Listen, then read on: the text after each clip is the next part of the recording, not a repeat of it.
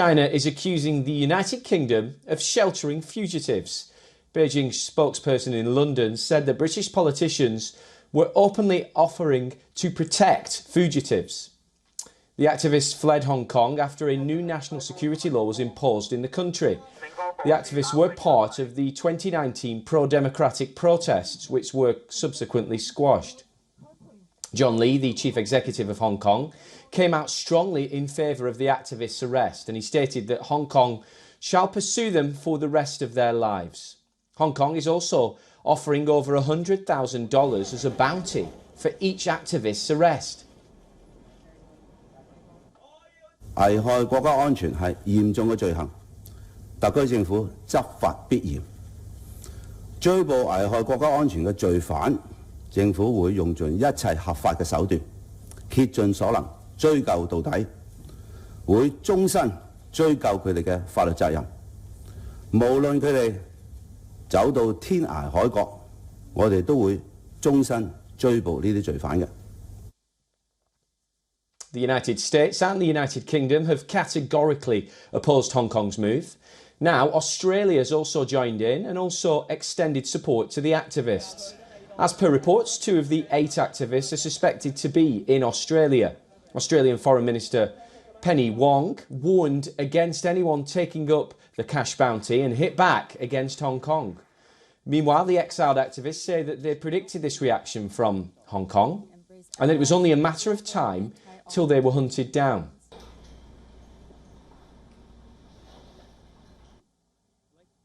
I've expected that they would manage to do whatever ways there are to silence us.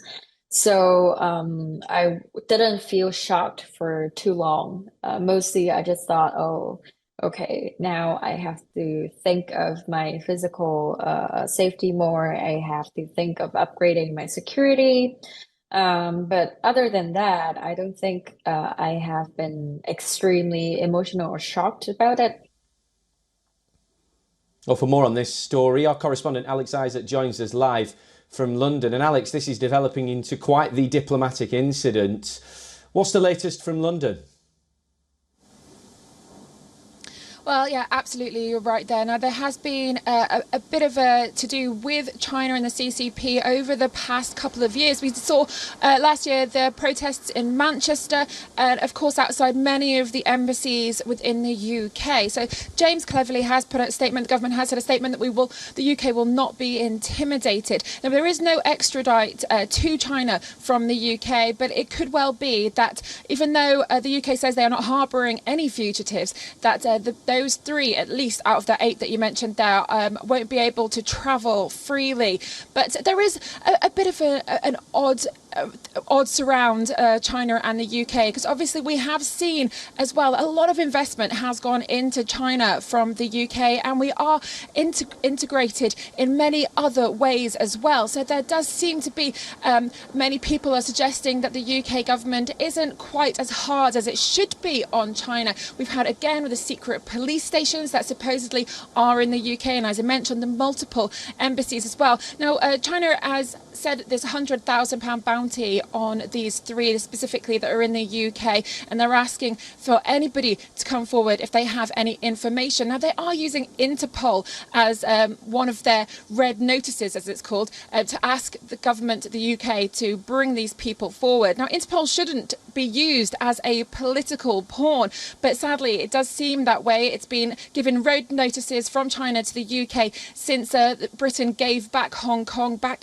26 years ago this month, in fact. So it does feel that there are very much tenuous links between the UK and China, and this is also not going to be doing anyone any favours if it comes to these at least three of these 8 people going back. If they are extradited back to China, what will happen to them then?